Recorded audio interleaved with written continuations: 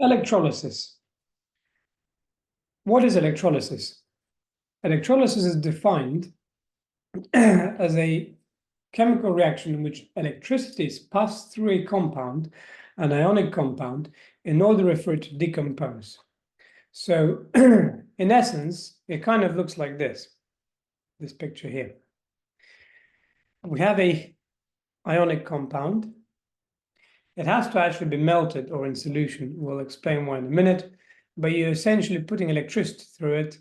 The light bulb is there just to prove that electricity is flowing through a complete circuit.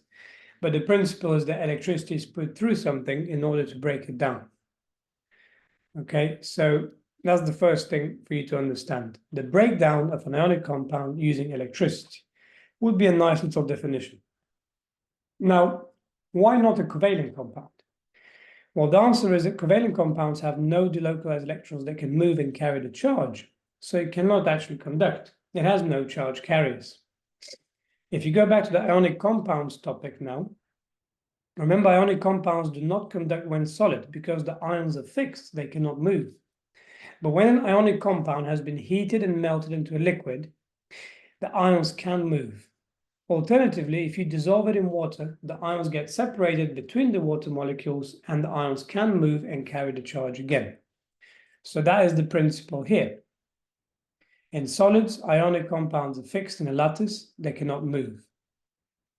When the lattice breaks down by melting or dissolving in water, the ions separate and do move around. Remember, you only talk about ions, do not talk about electrons. Electrons flow through the wire, but ions flow in here. That's the important thing to understand. Now, it's best shown with a diagram. We need to talk about what anode and cathode mean and what's an electrolyte. Electrolyte is a substance that's undergoing the electrolysis. So the thing that you see here would be the electrolyte. We could use this particular example to talk about it, actually. So let's look at this. Let me get my pen. Right. So here we have the positive electrode, and here we have a negative electrode.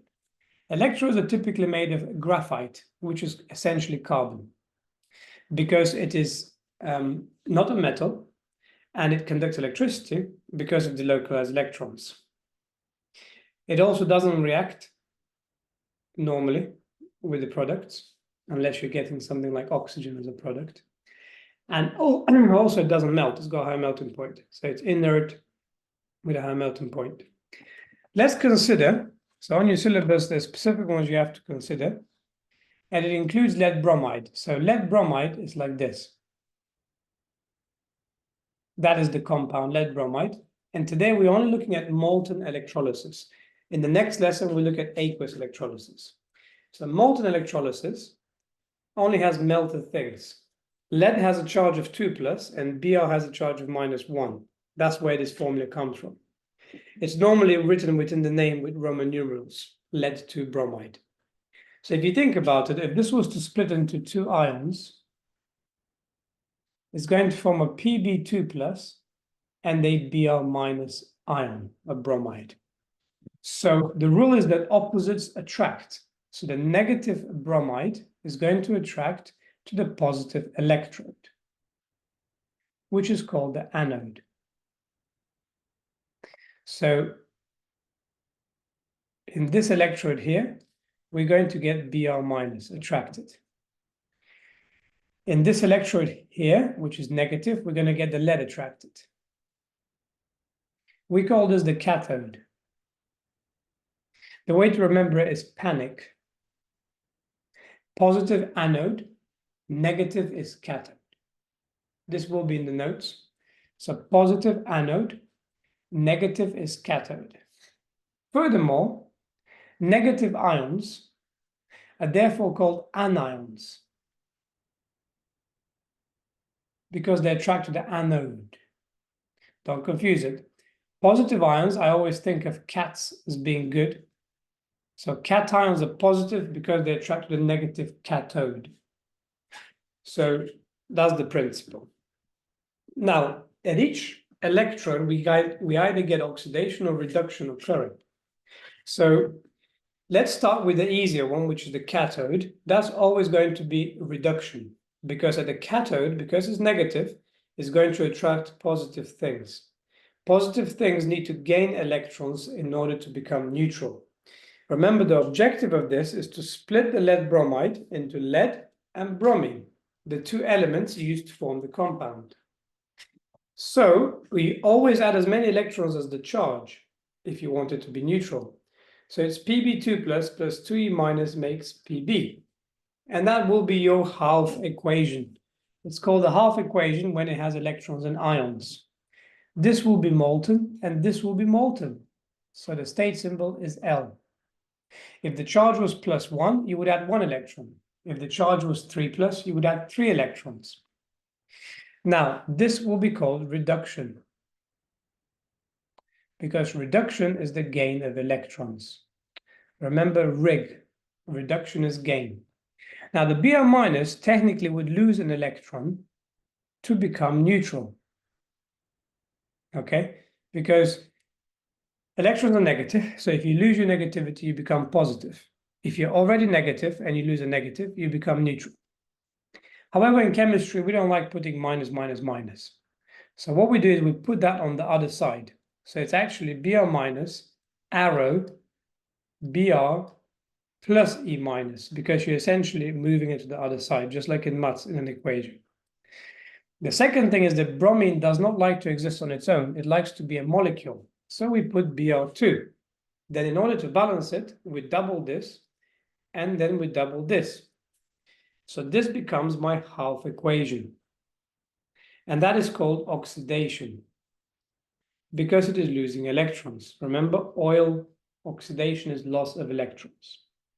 So the bromide ion is oxidized to a bromine molecule, and the lead ion is reduced to form a lead metal. This, of course, is going to be L, and because this is hot, is going to be a gas. That's why you will see a vapor forming here, kind of an orange vapor. On this side, you'll see a silvery substance collecting at the bottom, because a solid is being deposited. I put L here because everything is very hot. When it cools down, it will form a solid. I wouldn't worry about the state symbols. They wouldn't want that. They just want the half equations. Now, as a result of this equation, I like to tell people this equation: 2x minus arrow x2 plus 2e minus, where x is any group 7. This is so important because 90% of the time, this will be the equation at the anode. So X can be any group 7, whether it's F, Cl, Br, I. So for example, for the chloride one, it'll be 2Cl minus, arrow, Cl2 plus 2E minus. For the fluoride, it'll be 2F minus, arrow, F2 plus 2E minus. For the iodide, it'll be 2I minus, arrow, I2 plus 2E minus. If I were you, I would just memorize this, because then you do not have to think anything. Once you know it's a halogen, group 7, a halide ion, you simply write this equation. It's really easy. For the metal one, I like to say to people, whatever metal you have, whatever charge it has, where I'm using N for the charge, that will always add Ne minus to form the metal. Metals are singular. They don't like to be diatomic. So this is extremely easy. If it was aluminium, it'll be Al3 plus 3 minus goes to Al. Simple as that. You can be confused because you got all these superscripts, subscripts, but just practice it, and it really isn't that much of a big deal. I will do one more example with the molten one, and then we shall move on to the aqueous electrolysis, which will be a separate lesson. Now, the one thing we didn't talk about is the flow of electrons. The electrons, as you can see, are being gained on this side, and they're being lost from this side. So which way does the electron flow, do you think? Is it from negative to positive or positive to negative? Well, the answer is from here. Okay, if you think about it, in a conventional current, let's have a look. Which way are you going to make it float? That way or that way? Have a little think. Which way will it float? I'm just going to pause a second so you can think. Okay. Well, the answer is, since electrons are being gained here, they must be going this way.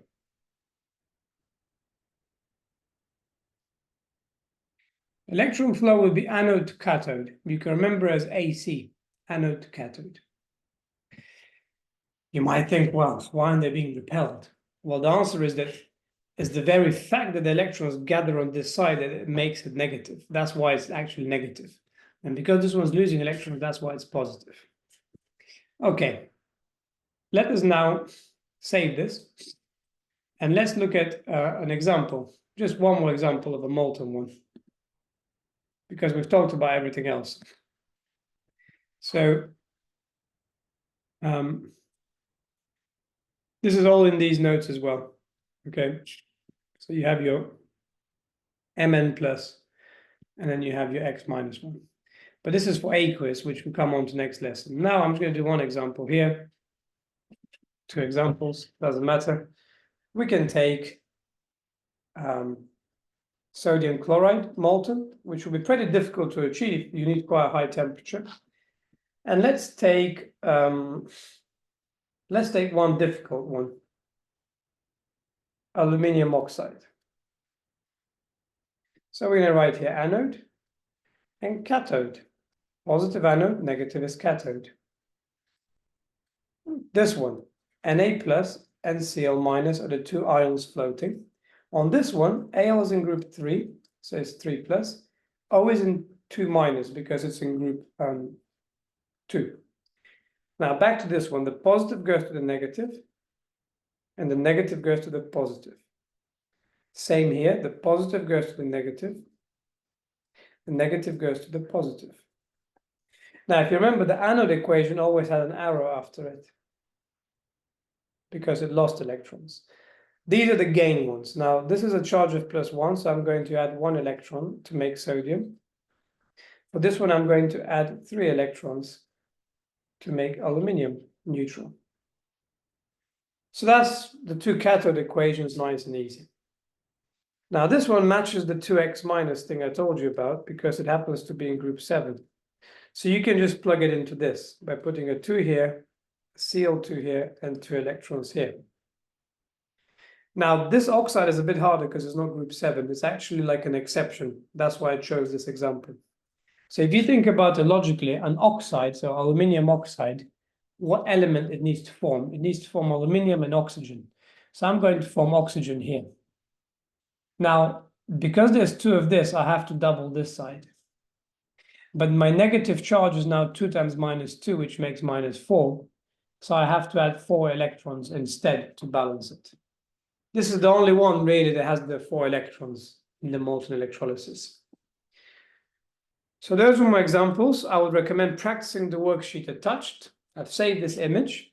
And next lesson, we will move on to aqueous electrolysis. So see you there.